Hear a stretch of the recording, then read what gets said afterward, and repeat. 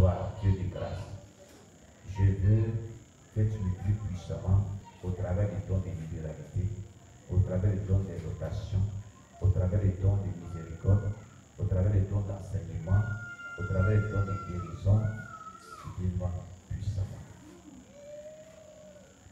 Jésus-Christ, je voudrais que tu m'accordes vraiment la grâce de me marier. Voilà. Donne-moi un homme ou bien une femme qui pourrait vraiment, avec lequel vraiment je serais heureux et que l'on te servir comme sur toi. Que ton choix soit mon choix. Voilà, il faut être précis. Donc, une prière victorieuse est une prière précise. Elle est présentée dans un but bien spécifique. Nous ne pouvons pas être exaucés tous de suite pour tout. Voilà. Et là, pour que les gens sachent cela, on ne peut pas être exaucé tout de suite pour tout. Le chrétien, tout ce qu'il demande en même temps, il veut en même temps l'exaucement, en même temps. Il veut que tout de suite, ouais, les gens, ici en Côte d'Ivoire, bon, les gens disent que votre Dieu est trop lent. Et puis ils emploient le langage véhiculaire, ici, qui est un langage véhiculaire. Voilà, en théologie, on appelle ça le langage véhiculaire. Le langage véhiculaire, ce sont les langages commerciaux, les langages que tout le monde comprend si facilement. Voilà, donc le langage véhiculaire en Côte d'Ivoire, c'est celui-là. Il dit que votre Dieu est lent, mais pour nous, là, c'est tout maintenant pour. Il a été vite, vite. Vite, vite. Donc le chrétien, de notre elle n'est pas patient. Quand il demande beaucoup de choses à Dieu, il veut que tout ce qu'il a donné en même temps, Dieu lui donne la même chose. Alors qu'il oublie que quand Dieu dit que tout tes comportements faut changer, là, il ne change pas en même temps. Hein. Ah oui? Il te sera fait ce que tu fais. Ce que tu aimerais qu'on fasse, fais aussi pour l'autre aussi.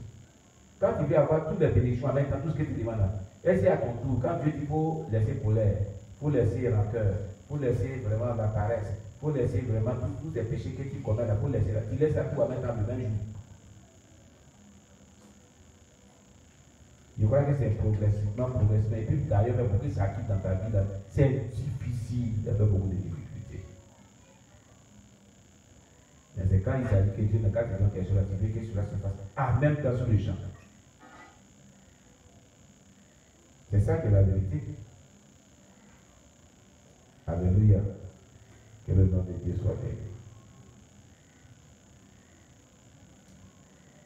Une autre condition de la prière victorieuse est de vouloir réellement obtenir ce que nous demandons. Nous ne demandons pas faire semblant. Bref, nous devons avoir un cœur d'enfant tout à fait sincère. Notre prière doit venir de notre cœur. Elle doit exactement exprimer ce que nous voulons, sentons ou croyons. La prière qu'on fait doit être sincère, profonde, honnête, véridique. Une prière victorieuse, l'une de ses conditions, doit être une prière qui provient du tout profond du cœur avec sincérité, vérité, honnêteté. Voilà. Il y a des gens qui font des prières qui sont légers. C'est-à-dire que pendant qu'ils demandent, leur cœur n'est pas profondément les mêmes, puis ils demandent. Je prends un exemple. Tout à l'heure, hier on a intercédé ici. Quand les gens ont vu que c'est là sur les prières qu'on donnait, ils priaient avec tout. Oh mon Dieu, oh Jésus-Christ, mais quand il y a un bien-aimé qui veut qu'on peut continuer, lui, c'est que tu peux lui donner ça.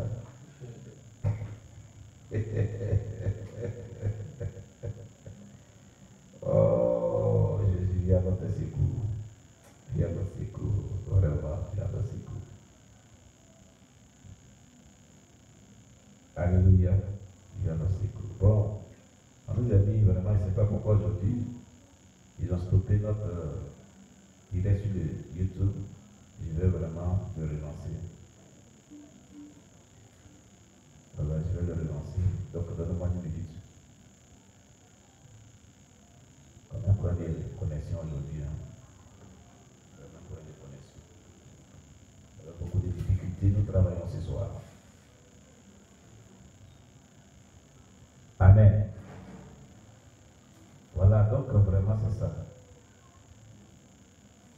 nous devons vraiment faire violence sur nous-mêmes pour pouvoir évidemment être vraiment ce que Dieu veut que nous soyons. Alléluia. Voilà, ici on va rétablir la connexion. Le direct sur le YouTube.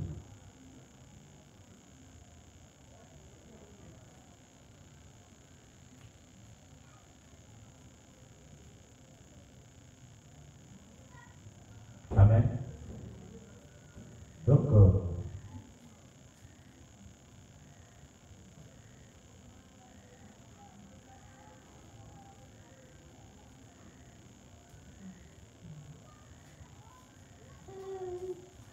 alléluia.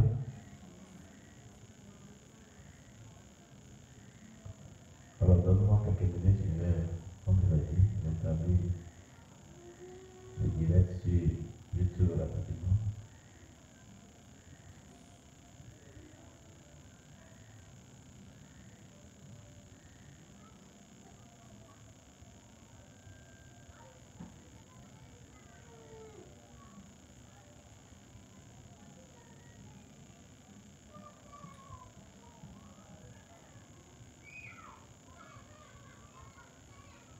Donc, une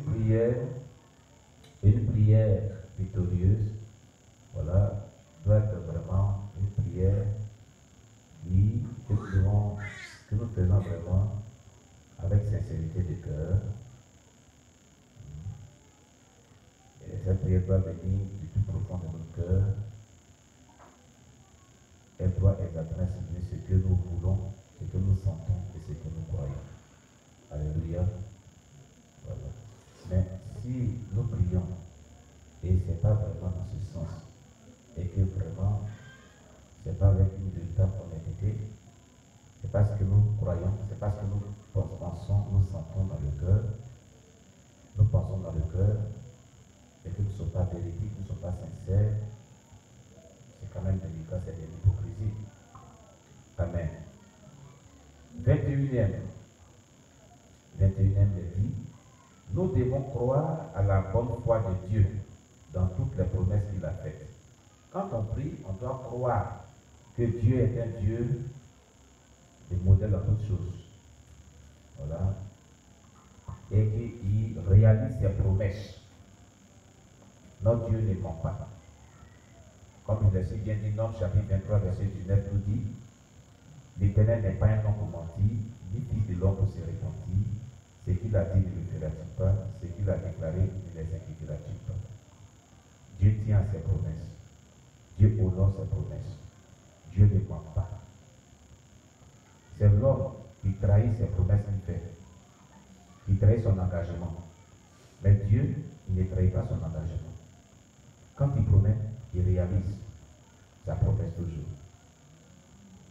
C'est vrai, ça va prendre du temps pour certaines de ses promesses, mais ça se matérialise tôt ou tard.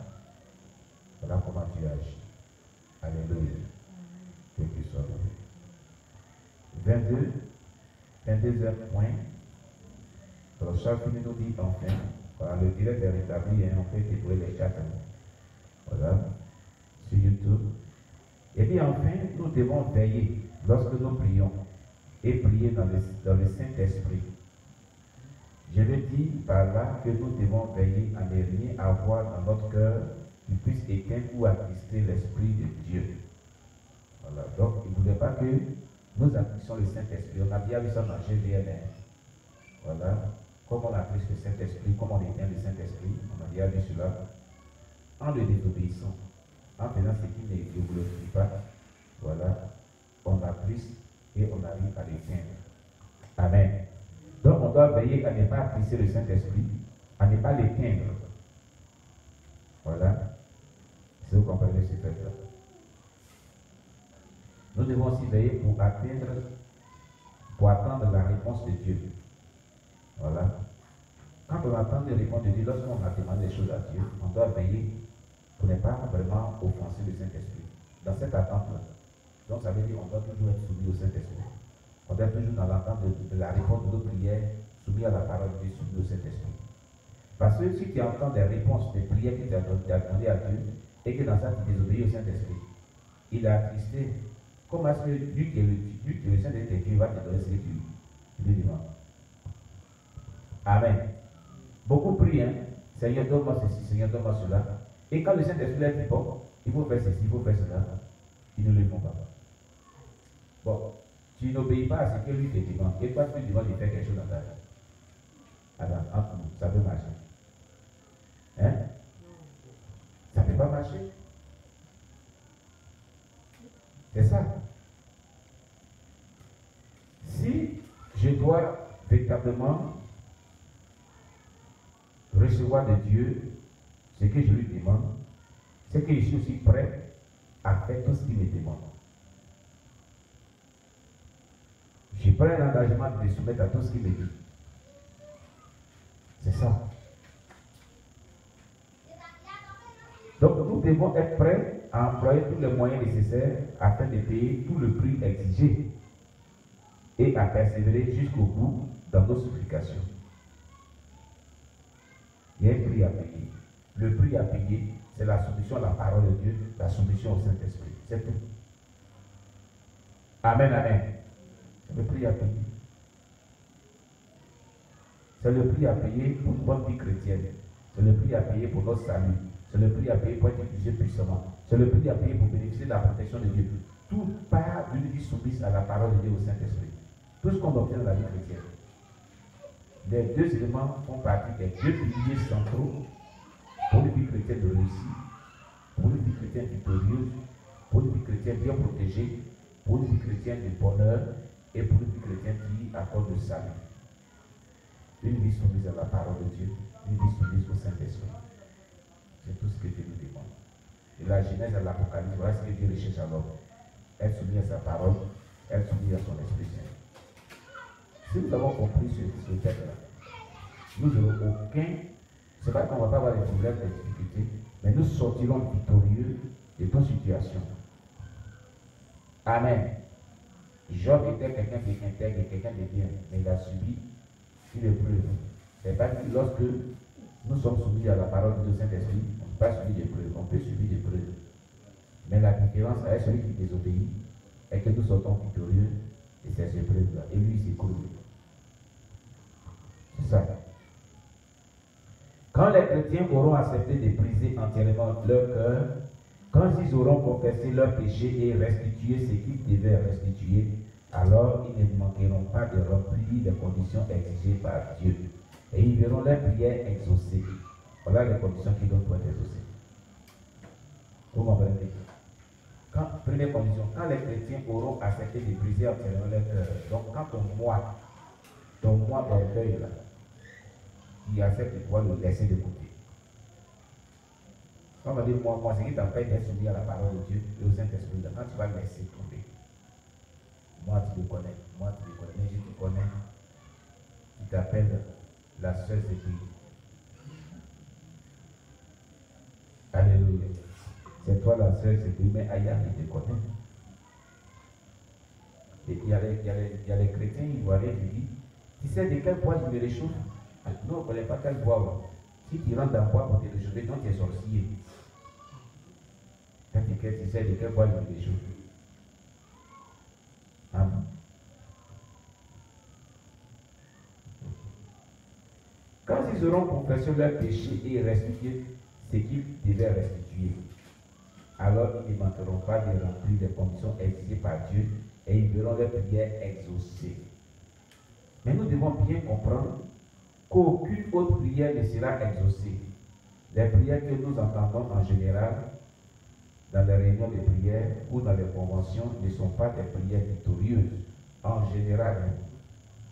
Il est souvent étonnant et lamentable de voir à quel point les chrétiens sont séduits dans ce domaine. Ceux qui ont été témoins du véritable réveil n'ont pas manqué d'être frappés par les changements intervenus dans la manière de prier et les prières des chrétiens réellement réveillés. Ça, c'est les signes qui attestent véritablement de réveil spirituel dans la vie de certaines personnes. Je crois que je n'aurais jamais pu être convaincu si je n'avais pas découvert la réponse à cette question? Pourquoi tant de prières ne sont-elles pas exaucées? Voilà. Dans la réunion où il partait, et les gens priaient, puis ce n'était pas exaucé. Chacun me dit qu'il n'allait pas être converti à Jésus.